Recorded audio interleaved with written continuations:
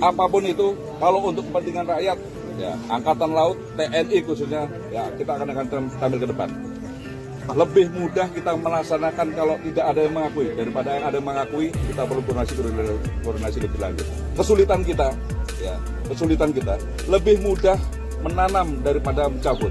Ya, apalagi kalau yang sudah ditanam ini sudah jangka waktu sampai berbulan-bulan, itu akan lebih menyulitkan kita untuk pencabutan. Membawa 600 pasukan elit TNI Angkatan Laut, Brigadir Jenderal Marinir Hari Indarto membabat habis pagar laut. Ia membawa 600 tentara marinir, pasukan Kata Kopaska, personel Lantamal 3 Jakarta, dan Dinas Penyelamatan Bawah Air Komando Armada RI di Selambair.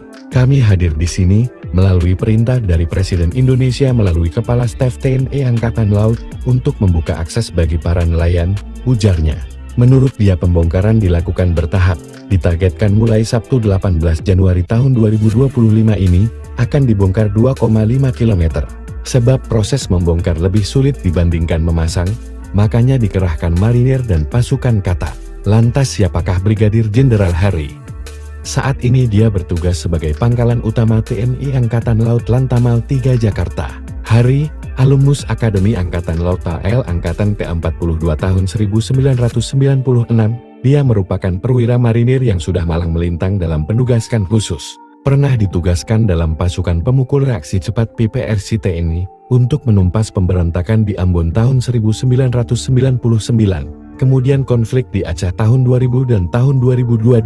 Pada tahun 2022 lalu, dia meraih prestasi dengan membawa unit 7 marinir sebagai batalion teladan TNI Angkatan Laut. Karir Jenderal Hari dihabiskan dalam penugasan di laut dan sebagai prajurit marinir. Hal itu terlihat dari riwayat jabatannya, yakni Pasmin dan Mako Kormar tahun 2007, dan Satpamwal dan Mabes TNI tahun 2017, Komandan Brigif 4 Marinir tahun 2021 hingga 2022, Kaskogartap 3 Surabaya tahun 2023, dan saat ini menjabat Komandan Lantamal 3 Jakarta.